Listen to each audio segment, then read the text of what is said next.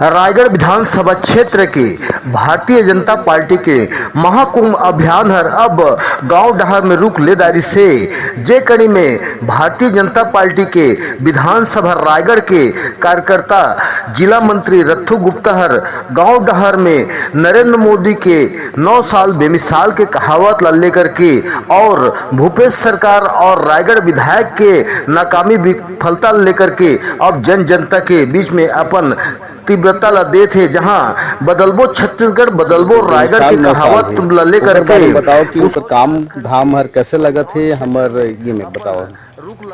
देखिए तो प्रधानमंत्री बहुत बड़े आदमी हैं। हाँ। और लोग हमारे आदिवासी को इसमें हाँ। सम्मिलित कर हमको बहुत बड़ा ऊंचा उठा दिया है। हाँ। इसमें मैं अध्यक्ष के सौरा समाज पड़गांव का हाँ। ये कहना चाहूँगा कि बहुत बहुत धन्यवाद।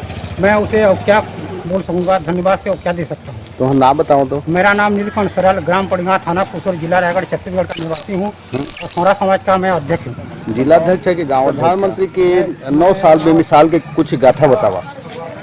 प्रधानमंत्री जी जब से भारत देश में प्रधानमंत्री बने हैं नरेंद्र मोदी जी, उनका जो कार्य है वो बहुत ही रचनात्मक कार्य है।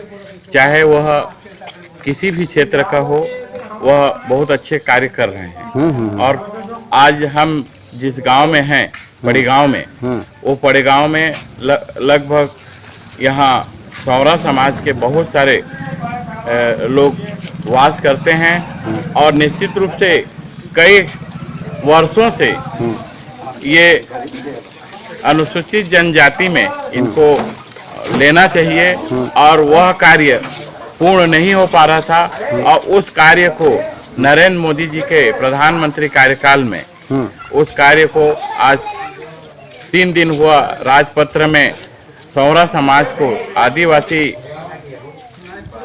समाज में लिया गया है। और आदिवासी समाज में लिया गया है तो पूरे पड़ी गांव में और सौरा समाज में पूरे जिले में हर्ष व्याप्त है और सब खुश हैं। और उसी कार्यक्रम के तहत हम नरेंद्र मोदी जी के 9 साल के कार्यक्रम में हम सौरा समाज के लोगों से मिलने आए तो वह बेहद खुश हैं और साथ में उनको धन्यवाद भी दे रहे हैं।